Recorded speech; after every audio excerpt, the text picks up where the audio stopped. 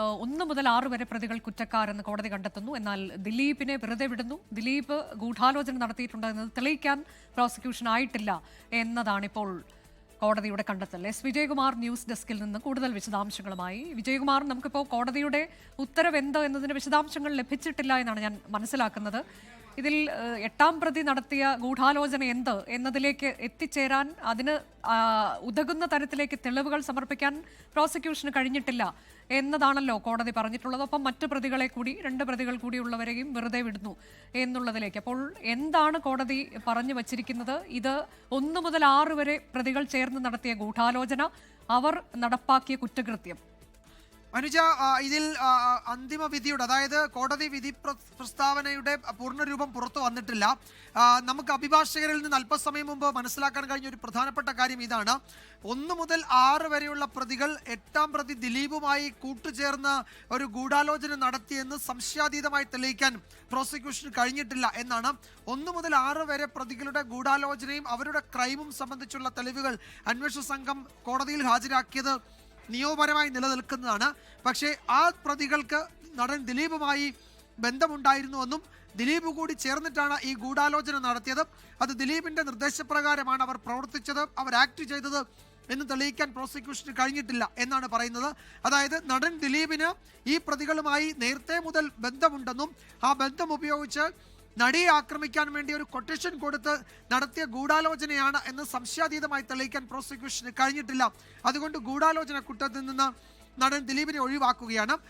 നടൻ ദിലീപിനെ 120B എന്ന ഇന്ത്യൻ ശിക്ഷാ നിയമത്തിലെ വകുപ്പിൽ നിന്ന് ഒഴിവാക്കുമ്പോൾ ആ 120Bക്കൊപ്പമുള്ള വകുപ്പുകൾ, അതായത് ഏതിനു വേണ്ടിയാണോ ഗൂഢാലോചന നടത്തിയത്, അതായത് ഇവിടെ നടിയെ ആക്രമിക്കാൻ വേണ്ടി നടത്തിയ ഗൂഢാലോചനയാണ്, അങ്ങനെ ആക്രമിക്കാൻ വേണ്ടി ഗൂഢാലോചന നടത്തിയതിൻ്റെ ഭാഗമായുള്ള ഉപവകുപ്പുകൾ കൂടി ആ കുറ്റവാളിയിൽ നിന്ന് ഒഴിവാക്കപ്പെടുകയാണ്. അതുകൊണ്ട് 120B എന്ന ഇന്ത്യൻ ശിക്ഷാ നിയമത്തിലെ ആ വകുപ്പിൽ നിന്ന് ഒരു പ്രതി ഒഴിവാകുമ്പോൾ അയാൾക്ക് ആ വകുപ്പിനോടൊപ്പം ചേർന്നുള്ള മുഴുവൻ വകുപ്പുകൾക്കും, അതായത് 1ാം പ്രതി നടത്തിയ കുറ്റം മുഴുവൻ ഈ 8ാം പ്രതി ഗൂഢാലോചനയിൽ പങ്കെടുത്തയാൾ ഉള്ളതുകൊണ്ട് ആ മുഴുവൻ വകുപ്പുകളിൽ നിന്നും അയാൾ കുറ്റവിമുക്തനാക്കപ്പെടുകയാണ്.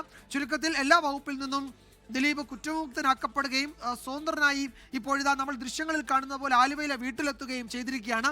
ആലുവയിലെ വീട്ടിൽ വലിയ ആഘോഷ പ്രകടനമാണ് നമ്മൾ നേരത്തെ കണ്ടത്. പടക്കം പൊട്ടിച്ചൊക്കെയാണ് ആരാധകർ സ്വീകരിച്ചത്.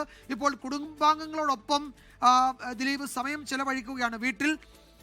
ആ നിലയിൽ ഈ കേസിന്റെ സമ്പൂർണമായ കുറ്റകൃത്യത്തിന്റെ പങ്കാളിത്തം 1 മുതൽ പൾസർ സുനി മാർട്ടിൻ തുടങ്ങിയ പ്രതികളിൽ 1 മുതൽ 6 വരെയുള്ള പ്രതികളിൽ ചുമത്തപ്പെടുകയും അതിനിടയിലുള്ള പ്രതികളും അതിനൊപ്പം പ്രോസിക്യൂഷൻ കുറ്റപത്രത്തിൽ പറഞ്ഞിരിക്കുന്ന മറ്റു പ്രതികൾ ഇതിലെ കുറ്റമുക്തരാക്കപ്പെടുകയും അവർക്ക് ഈ കുറ്റകൃത്യത്തിൽ നേരിട്ട് പങ്കുണ്ടെന്ന് തെളിയിക്കാൻ, നേരിട്ടോ നേരിട്ടല്ലാതെയോ പങ്കുണ്ടെന്ന് തെളിയിക്കാൻ തക്കതായ ഒരു തെളിവും പ്രോസിക്യൂഷൻ ഹാജരാക്കാൻ കഴിഞ്ഞിട്ടില്ല എന്നാണ് വിചാരണ കോടതി ഇപ്പോൾ സൂചിപ്പിച്ചിരിക്കുന്നത്.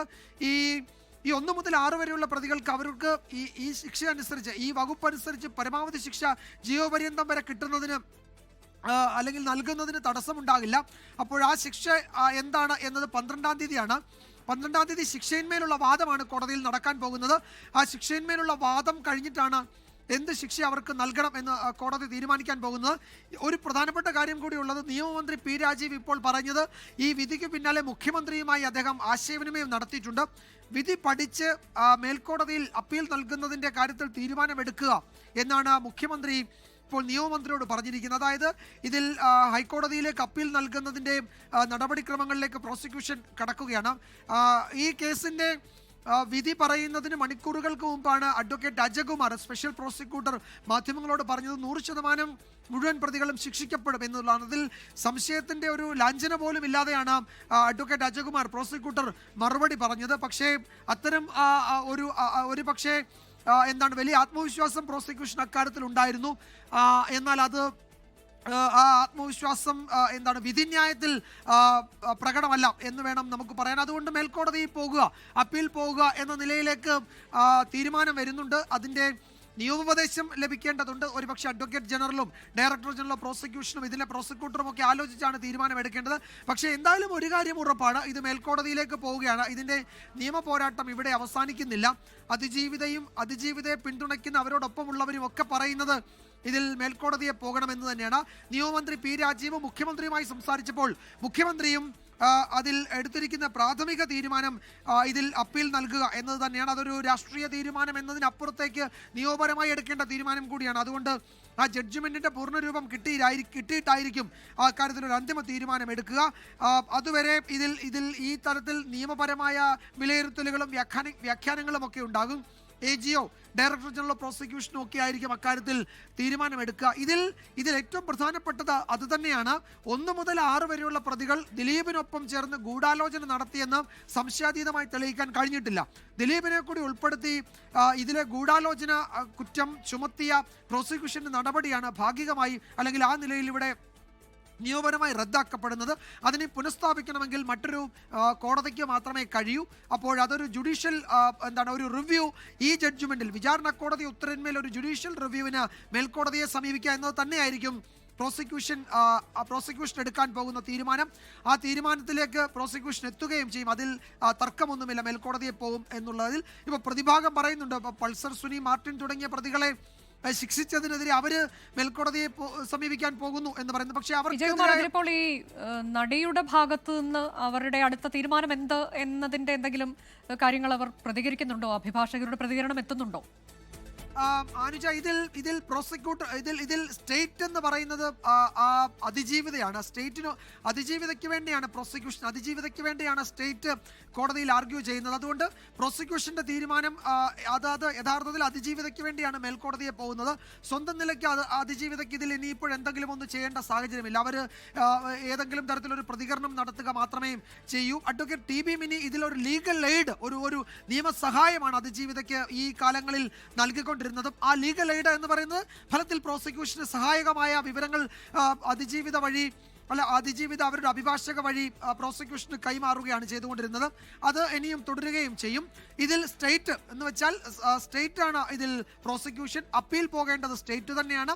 സ്റ്റേറ്റ് ആണ് അപ്പീൽ പോകാൻ ഒരുങ്ങുന്നത്. അതിജീവിത അത് ആഗ്രഹിക്കുന്നുണ്ടാകും. അതായിരിക്കും അതിജീവിതയുടെയും അവരോടൊപ്പമുള്ളവരുടെയും ആഗ്രഹം. ആ ആഗ്രഹത്തിനൊപ്പമായിരിക്കും സ്റ്റേറ്റ് നിൽക്കുക. അല്ലെങ്കിലും ഇതിൽ സ്റ്റേറ്റിന് പോകേണ്ടി വരും. കാരണം അവരുടെ കുറ്റപത്രത്തിന്റെ ഒരു ഭാഗം ഇവിടെ റദ്ദാക്കപ്പെട്ടിരിക്കുകയാണ്, അസാധുവാക്കപ്പെട്ടിരിക്കുകയാണ്.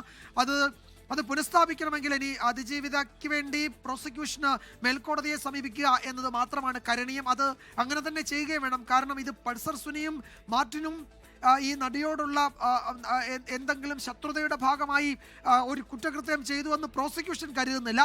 അവരെ കൊണ്ട് അത് ചെയ്യിച്ചതിന് പിന്നിലെ ഇടപെടലുകളെ പറ്റിയാണ് കുറ്റപത്രത്തിൽ പ്രോസിക്യൂഷൻ പറഞ്ഞത്. അത് കോടതി കണക്കിലെടുത്തിട്ടില്ല. അത് കൂട്ടിയിണക്കുന്നതിൽ ആ ഗൂഢാലോചന ഈ നമ്മൾ പറയുന്നത് പോലെ അത് മാല പോലെ ചേർത്ത് വെച്ച് പോകേണ്ടതാണ്. അങ്ങനെ ചേർത്ത് വെച്ച് പോകുന്നതിന് അസാധ്യമായ തരത്തിലാണ് പ്രോസിക്യൂഷന്റെ വാദങ്ങൾ എന്നതാണ് വിചാരണ കോടതിയുടെ വിലയിരുത്തൽ. അതുകൊണ്ട് അത് പുനഃസ്ഥാപിച്ചു കിട്ടാൻ മേൽക്കോടതിയെ പോകേണ്ടത് സ്റ്റേറ്റ് പ്രോസിക്യൂഷൻ തന്നെയാണ്. അതിജീവിത അവരുടെ ലീഗൽ എയ്ഡ് വഴി അതിന് വേണ്ടുന്ന തരത്തിലുള്ള പിന്തുണ പ്രോസിക്യൂഷന് നൽകുകയും ചെയ്യും. അനുജ, ലോകത്തെവിടെയായാലും ഏത് സമയത്തും 24 വാർത്തകളും ഓഗ്മെന്റഡ് റിയാലിറ്റി പാക്കേജുകളും എക്സ്പ്ലെയിനറുകളും വിശദമായി കാണാൻ ഞങ്ങളുടെ യൂട്യൂബ് ചാനൽ നിങ്ങൾക്ക് സബ്സ്ക്രൈബ് ചെയ്യാം.